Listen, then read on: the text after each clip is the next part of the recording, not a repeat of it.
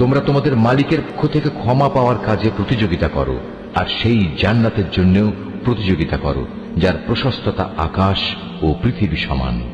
আর এই বিশাল জান্নাত প্রস্তুত করে রাখা হয়েছে সেসব ভাগ্যবান লোকদের জন্য যারা আল্লাহকে ভয় করে, সচ্ছল হোক কিংবা অসচ্ছল, সর্বাবস্থায় যারা আল্লাহর পথে নিজেদের ধন সম্পদ ব্যয় করে, যারা নিজেদের ক্রোধ সংবরণ করে এবং মানুষের অপরাধ সমূহ যারা ক্ষমা করে দেয়। আসলে ভালো মানুষদের আল্লাহ তাআলা হামেশাই ভালোবাসেন।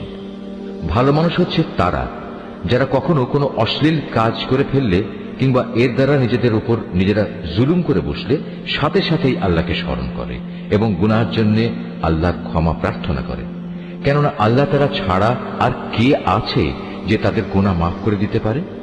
তদুপরি এরা জেনে বুঝে নিজেদের গুনার উপর অটল হয়েও বসে থাকে না।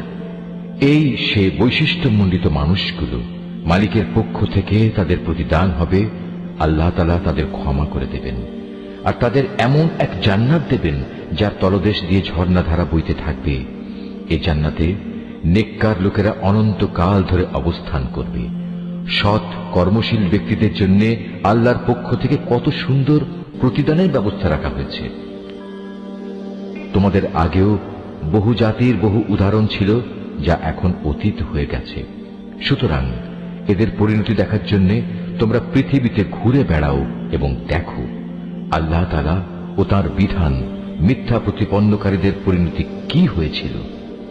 বস্তুত এটি হচ্ছে মানব জাতির জন্য একটি সুস্পষ্ট ব্যাখ্যা, এবং আল্লাহ তাআলাকে যারা ভয় করে এটি তাদের জন্য একটি সুস্পষ্ট পথ নির্দেশ ও সদুপদেশ বই কিছুই নয়।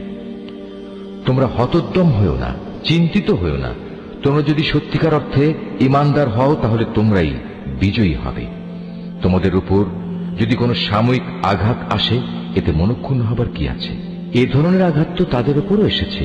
আর এভাবেই আমি মানুষের মাঝে তাদের উত্থান পতনের দিনগুলো পালাক্রমে অদল বদল করাতে থাকি, যাতে করে আল্লাহ তাআলা এ কথাটা জেনে নিতে পারেন যে কে সত্যিকার অর্থে আল্লাহর উপর ঈমান রাখে, এবং এর মাধ্যমে তোমাদের মাঝখান থেকে কিছু শহীদও আল্লাহ তাআলা তুলে নিতে চান।